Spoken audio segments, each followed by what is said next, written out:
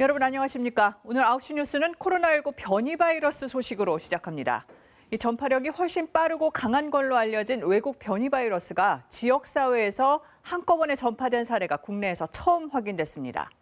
이 해외에서 들어온 외국인이 친척들과 모인 뒤에 확진자가 수십 명 나왔는데 이 가운데 4명이 변이 바이러스에 감염된 겁니다. 이 변이 바이러스가 번지는 건 시간 문제라는 게 방역당국의 판단입니다. 김민혁 기자입니다.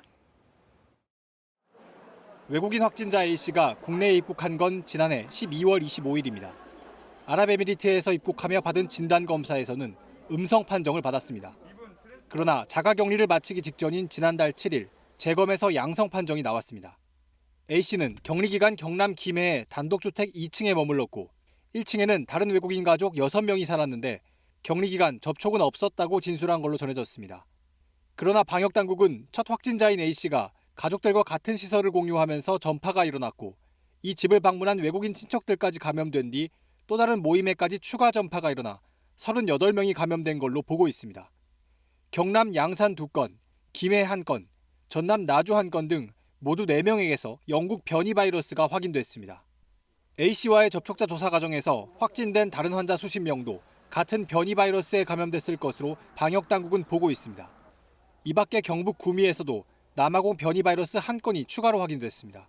앞서 감염된 31번째 변이 바이러스 확진자의 가족입니다. 이 같은 국내 변이 바이러스는 지난해 10월 이후 확인된 것만 39건, 주로 같이 사는 가족들에 의해 감염된 사례가 많았습니다. 그런데 동거 가족이 아닌 친척들까지 한꺼번에 전파된 건 이번이 처음입니다. 변이 바이러스의 지역사회 추가 전파는 이제 시간 문제라는 게 방역당국의 판단입니다. 해외에서 유입된 바이러스 국내에서 다시 퍼질 가능성 얼마든지 있다. 사실은 시간 문제일 가능성이 있다라고 생각했고 어쨌거나 그런 단계로 점점 밟아가고 있는 듯한 양상이에요.